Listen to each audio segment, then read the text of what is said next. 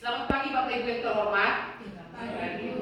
Oke, pagi ini saya akan memberi paparan tentang program kerja kepala sekolah di SD 173 131 Tarutung. Dengan kepala sekolah saya sendiri yaitu Roselina Tagalu SPD. Yang pertama Bapak Ibu yang kita paparkan di sini adalah mengenai maklumat pelayanan sekolah. 1. Melaksanakan pelayanan sesuai dengan standar pelayanan. Artinya Bapak Ibu di sini kita akan memberikan pelayanan sesuai dengan standar daripada Dinas Pendidikan di Kabupaten Tapanuli Utara. Kedua, melaksanakan pelayanan sesuai dengan kewajiban dan melakukan perbaikan secara terus-menerus. Jadi misalnya Bapak Ibu, ketika ada yang tidak baik, kita buat perubahan supaya lebih baik lagi seperti Bapak Ibu. Dan ketiga, sanggup menerima konsekuensi apabila pelayanan diberikan tidak sesuai dengan peraturan perundang-undangan yang berlaku. Misalnya seperti Bapak Ibu, ada misalnya di sekolah kita ini yang tidak diinginkan oleh masyarakat. Oke, kita berikan masukan untuk kita, lalu masyarakat itu menanggapi apa yang seharusnya dilakukan di sekolah kita ini. Jadi kita memberikan konsekuensi dan kita harus menanggapinya di sekolah kita ini. Oke Bapak Ibu. Dan yang kedua adalah pengelolaan pendidikan. Pengelolaan pendidikan di SD 173 131 Tarutung, yaitu data peserta didik terdiri dari 333 orang dengan rombel 10 rombel. Data guru dan tenaga kependidikan yaitu kualifikasi 15 orang. Pengelolaan administrator mengatur, mengelola dan memelihara arsip agar tetap teratur, mudah diakses dan aman dilakukan oleh setiap operator sekolah. Terus mengenai pengelolaan BOSP yaitu perencanaan dan realisasi anggaran operasional dilakukan secara transparan dan akuntabel. Jadi nanti mengenai posisi Bapak Ibu, kita akan transparan apa saja yang kita perlukan di sekolah kita ini. Terus sarana dan prasarana, inventarisasi dan pemeliharaan prestasi secara rutin. Terus mengelola kurikulum. Lalu kerjasama antara guru dan pendidik untuk meningkatkan kualitas interaksi untuk belajar mengajar kita. Sistem penilaian, tugas merupakan sebuah tugas, proyek, simulasi, penelitian, bahkan merupakan demonstrasi, yaitu merupakan permainan peran, tes, dan ujian. Mungkin kita sudah sering melakukan seperti Bapak Ibu ya, itu tugas kita masing-masing. Terus pelaporan dan akuntabilitas, anggaran transparan, terbuka terhadap umpan balik, dan melakukan penyesuaian. Next. Ketiga, implementasi digitalisasi sekolah. Oke, di sini kita lihat Bapak Ibu mempergunakan papan digital. Itu sudah pernah dilakukan dan sering setiap kelas Bapak Ibu sudah melakukan ini. Bahkan membawa anak kita ke ruang perpustakaan untuk belajar tentang papan interaktif kita. Jadi di sini sangat perlu Bapak Ibu. Jadi nanti Bapak Ibu setiap kelas berganti-ganti untuk datang ke sini mempergunakan papan interaktif kita. Yaitu kedua, sistem administrator sekolah pembelajaran berbasis digital, komunikasi sekolah dan orang tua. Jadi kalau di sini Bapak Ibu kita lihat yaitu menggunakan OSN dan juga TKA. Itu sudah kita ikuti setiap tahunnya. Next. Berikutnya adalah pengembangan sekolah.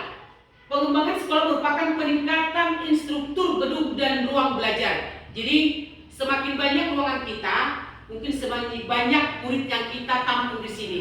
Itu tergantung ruangan kita Bapak Ibu. Kedua, pengembangan kurikulum berbasis kompetensi dan karakter. Jadi Bapak Ibu, sekarang ini yang diutamakan adalah karakter siswa. Sebenarnya kalau memang pintar anak kita tidak memiliki karakter, itu tidak perlu. Tetapi kurang mampu itu, tetapi karakternya bagus, itu sangat berkompetensi. Ketiga, pelatihan dan peningkatan kompetensi guru merupakan KKG, BIMTEK, pelatihan dan webinar.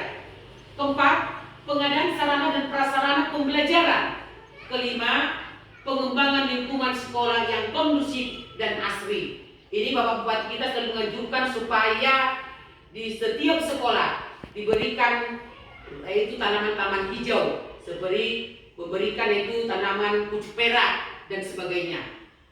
Berikutnya, peningkatan kualitas layanan perpustakaan. Jadi seperti Bapak Ibu, kita sudah memiliki perpustakaan, nanti di rak-rak ini kita susun buku-buku perpustakaan kita. Selanjutnya, penguatan program ekstrakurikuler dan pengembangan bakat. Nanti Bapak Ibu di ajaran baru di tahun 2026-2027 akan kita memberikan ekstra kurikuler buat anak kita, baik akademik maupun non akademik. Berikutnya, penguatan kolaborasi dengan instansi dan mitra strategis pendidikan. Jadi Bapak Ibu, kita harus banyak kerjasama dengan para guru dan juga peserta didik kita. Tadi kolaborasi kita antara kita guru dengan orang tua peserta didik kita. Next. Selanjutnya adalah program unggulan. Program literasi dan numerasi. Ini sudah kita lakukan Bapak Ibu di sekolah kita. Setiap sekali seminggu kita mengadakan literasi dan bahkan numerasi. Di sini kita lihat peningkatan kemampuan membaca, menulis, dan berhitung. Harus kita upayakan Bapak Ibu, nanti ajaran baru 5 menit sebelum pelajaran dimulai akan kita suruh anak kita itu untuk membaca dulu di ruangan masing-masing 5 menit sebelum pelajaran dimulai untuk ajaran baru Bapak Ibu ya. Oke, terus program adil nyata dan lingkungan menunjukkan sekolah berwawasan lingkungan bersih, hijau, sehat sebagai budaya sekolah. Oke, jadi Bapak Ibu, ini ruangan yang bersih ini kalau kita bagaimanapun, kalau kita nyaman di satu ruangan apabila ruangan kita bersih. Selalu kita jaga kebersihan di sekolah kita ini. Jadi pengembangan budaya. Pengembangan budaya ini waktu baru-baru ini kita mengadakan pentas seni di Sadikasi. Jadi kombinasi pelestarian melindungi warisan leluhur kita dari inovasi, mengadaptasikannya dengan zaman-zaman modern. Next. Berikutnya merupakan program Saitapayas. Program Saitapayas ini sudah sering kita lakukan, bahkan setiap pagi, yaitu dengan memungut sampah di sepanjang jalan ketika anak murid kita datang ke sekolah, dan juga membersihkan selokan-selokan yang ada di sekitar sekolah kita. Saitapayas sangat perlu Bapak Ibu. Ketika Saitapayas ini harus kita tingkatkan untuk lebih maju ke depan. Next. Terakhir adalah mengenai program Tapa Majuma. Dengan membaca literasi, saya rasa anak didik kita apabila kita berikan waktu untuk membaca 5 menit sebelum pembelajaran dimulai, pasti ada sedikit yang lengket dalam otak peserta didik kita ketika kita mengadakan literasi setiap pagi di kelas kita masing-masing. Next.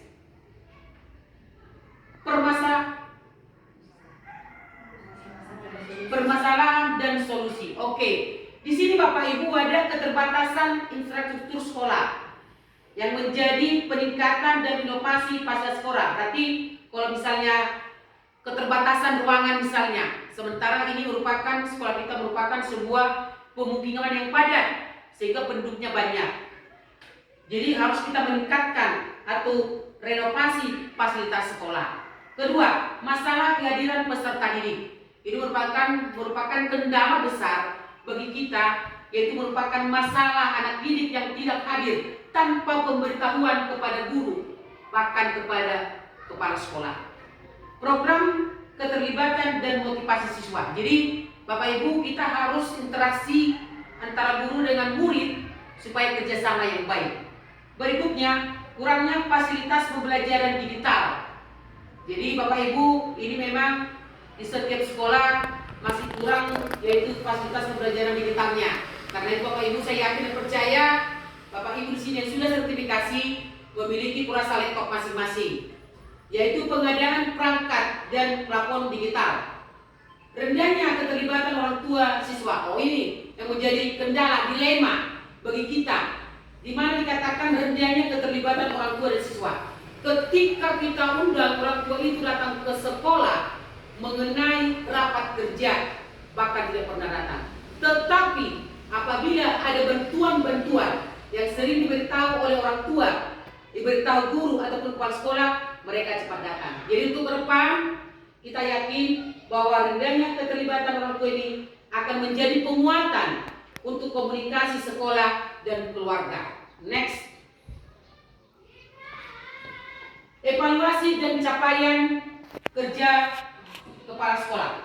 1. Kinerja kepala sekolah merupakan efektivitas manajerial.